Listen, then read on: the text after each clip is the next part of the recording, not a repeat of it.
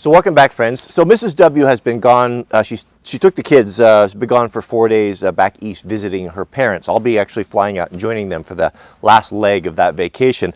So while I had lots of time on my hands, I decided to try something that I've always wanted to do, and that was kiteboarding. So I started taking some kiteboarding lessons, and I think that might be my new summer sport. I was looking for something that we could do when it gets really hot to get on the water. We tried paddle boards and you know, a couple different things, and it's just paddle boards are boring.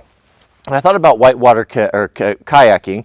I used to do that a little bit, and I thought maybe I should get back into that because we have so much of that in our area.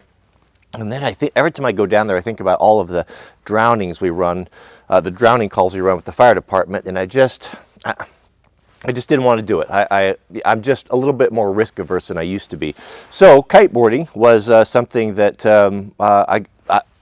anyway, more on that. So yesterday, excuse me, I took the day off and I got a whole bunch of stuff done on the van. So I wanted to take you inside, show you the race car netting for the Sweet Loaf's bed, and I built a whole new cabinet set up over the kitchen. So let's go inside and I'll share that with you. Before we step inside, I fixed the water leaking problem. I found a waterproof cap here. This is a marine cap. This is for the freshwater storage, that when you take it off, it's completely sealed. It has an O-ring on it. It's retained there by the chain. So unfortunately, it's a little bit smaller than the whole of the original one, so I have a solution for that coming up. I'll share that with you when I do that, but that's just in there temporarily, and that has worked out really good. I went ahead and covered this with laminate, this little extra box, and I just put a little piece of flat aluminum cap with miters on there, glued that on there with contact cement, and that cleans that up. This has actually been really, really handy just for the storage of the little fittings and air compressors in there, and it's super nice. You can't have enough little cubbies and storage things for these. So let's go inside. I'll show you the netting and the new cabinet. Okay, so this is the new cabinet. This is what I built here yesterday. It's 3 feet long. It's 12 inches deep and it's 14 inches tall, and it's got a divider in it, and that really turned out good. Last time we went, when we went to the beach, we didn't have any place to put Mrs. W's, all of her food stuff and cereals and all that, and so I thought, well, that's probably where we should start, is to get her a good cabinet. So covered it in the same laminate as the galley here, and it's not quite done yet, but I'll show you what I do. So I went ahead and I carpeted the inside of it, the same stuff that's on the headliner right here.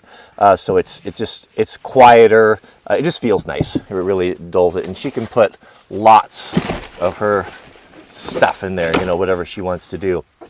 I originally went with the panniers. I thought that might be a cheap solution, hanging on the aluminum track. And what I found is they just bounced all over the place and rattled. They made a bunch of racket. I just couldn't stand it. Now, I'm not going to put cabinet faces on there. They're hard to make. They're hard to make. They're hard to do the hinges, and I don't like fighting them. You know, it's kind of like putting your tools in the toolbox. I like things to be accessible and easy. So what I'm kind of experimenting with here is I'll thread some aluminum rod in here once I determine the right height, and that will just retain this. She'll probably use these baskets in here, and we can put other things in there. This here I'm not super proud of it. The only way I have to cut this out was with a jigsaw, and a jigsaw is a butcher's tool. I mean, you can't be precise with a jigsaw. So I have finally, it took forever, I found some rubber cap trim that will cap this, and contact cement that on there and hide my poor workmanship right there. I had a devil of a time finding it.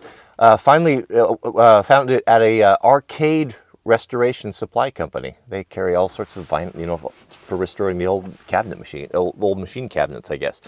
So here we have the race car netting, and this was a great solution. Let me get up here for a couple things. So as you know, I built the fold out of the way bed using the Jeep parts. This is going to be the bunk bed for the Sweet Loaf, but we don't do overnighters that often, so building something that's only a bed just didn't make much sense. So this doubles as lots of really, really great gear storage. So I just hooked, these are race car nets.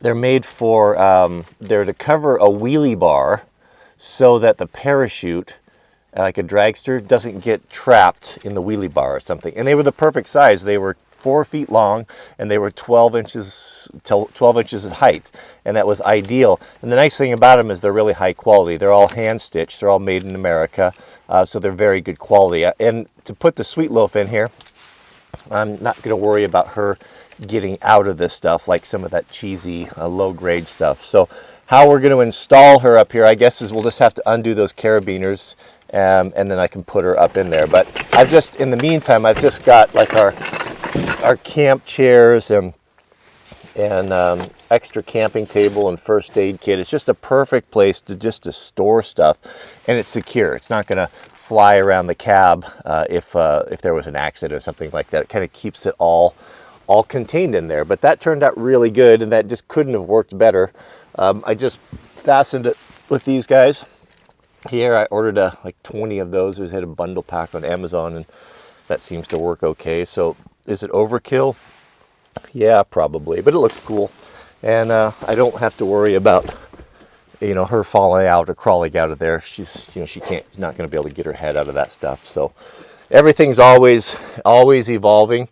What else was there? I think that's basically it. I did carpet. I did put the interior panels here and finish that up and got that. This was really hard to get this cut around the foam airbag deal, but so far so good. So a work in progress, and I do have I got these installed here, finished that panel up. That's the inverter and the battery. One thing that maybe isn't ideal is I've got the heater controls for the hot water in there behind the cabinet, as you can see. But we don't access those very often. You can kind of pretty much set them up in how you have or turn them on and just leave it alone. So if it becomes a problem, I can move them out. But that's it. I think it turned out pretty good.